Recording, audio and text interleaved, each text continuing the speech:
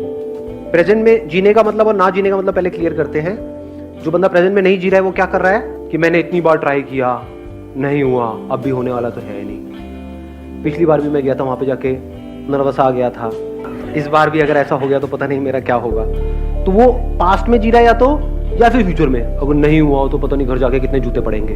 The point is कि एक बंदा है जो पास्ट में जी रहा है या फ्यूचर में जी रहा है। अगर वो एक्साइटेड भी हो रहा है सोच करके कि अब तो मुझे मिलेगी मिलेगी मिलेगी मिलेगी जॉब, ये वो, तो उस एक्साइटमेंट में भी हो सकता है वो रायता फैला रहा है अंदर जाकर के। होता नहीं है, कई बार ओवर कॉन्फिडेंट हो जाते हैं। तो कहने का मतलब ओवर कॉन्फिडेंस भी प्रॉब्लम है, अंडर कॉन्फिडेंस भी प्रॉब्लम है। अब ऐसा क्यों होता है, ध्यान से समझना। अगर आप कोई काम कर रहे हो और अपने अंदर ही अंदर कुछ और बोल रहे हो जो उस काम से रिलेटेड नहीं है, तो आप उस काम को ढंग से कर पाओगे?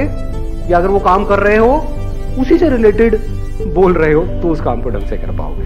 ये बोलना ही सोचना है। पहले इसको समझ लो अच्छे तरीके से। मैंने अपने कई सेशंस में बोला है, what is thinking, what is thought, ये लोगों को पता नहीं है, लेकिन बात करते हैं। माइंड, व्हाट इज माइंड, ये जो हम अपने अंदर ही अंदर अपने आप को बोल रहे होते हैं, ये थिंकिंग है। बिना बोले क्या आप सोच सकते हो? बोलते रहे हो नहीं, कभी प्रैक्टिकली करके देखा है? किसी ऐसी चीज के बारे में सोच के बताओ जिसका कोई वर्ड माइंड में ना पड़ा हो। Can you think about it? Impossible. तो पहले हम बोलते हैं, फिर उसके कॉरस्पॉन्डिंग इमेजेस माइंड में आती है, फिर एक चेन बनती है, इसको थिंकिंग बोलते हैं। तो आप चाहे पॉजिटिव बोल रहे हो अपने आप को, चाहे नेगेटिव बोल रहे हो, आउटकम से रिलेटेड, जो होने वाला है उससे रिलेटेड, चाहे वो अच्छा है चाहे बुरा है, उसका जो अभी काम करना है उससे कोई कनेक्शन नहीं है। आउटकम मतलब क्या? जॉब मिलनी है नहीं मिलनी है वो तो कुछ दिनों बाद डिसाइड होगा, बाद में डिसाइड होगा, कहीं और डिसाइड होगा, आपका कोई कंट्रोल है ही नहीं उसके ऊपर। आपका काम क्या है? अगर आप सिर्फ जॉब इंटरव्यू के बारे में ही उस टाइम बोल रहे हो, ये भी नहीं कि हम बोंदुओं की तरह बैठे कुछ भी नहीं बोल रहे हैं या कुछ भी नहीं सोच रहे हैं। If you are thinking about the job interview, कि जैसे कोई बंदा अंदर गया, उससे जाकर के पूछा कि भाई किस तरह के क्वेश्चन आ रहे हैं, क्या पूछ रहे हैं, there is a strong possibility कि एक ही तरह का पैटर्न चल रहा होता है। तो आपने उसको सुना, समझा और अपनी प्रिपरेशन करी, अपना प्लान बनाया, उसमें कोई दिक्कत नहीं है। Because that plan, that preparation, that thinking about the interview is important. If you are speaking about जो होने वाला है बाद में, कभी उसके बारे में आप सोच रहे हो, या जो भी काम है उसके अलावा किसी भी चीज के बारे में आप बोल रहे हो, किसी भी चीज के बारे में, अपने माँ बाप के बारे में, घर में ये हुआ, वो होने वाला है, ये होगा, वो होगा, मिल गया तो ये होगा, पार्टी होगी, नहीं मिला तो, ये सब अगर आप बोल रहे हो तो आप उस मोमेंट में नहीं हो।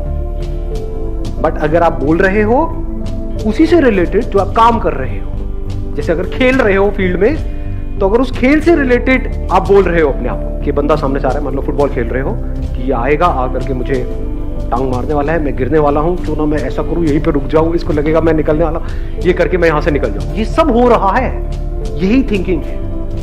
बड़ी तेजी से हो रहा होता है ये काम पूरा का पूरा। तो अगर आप उस गेम से रिलेटेड अपने आप को बोल रहे हो, सोच रहे हो, उसमें कोई प्रॉब्लम है?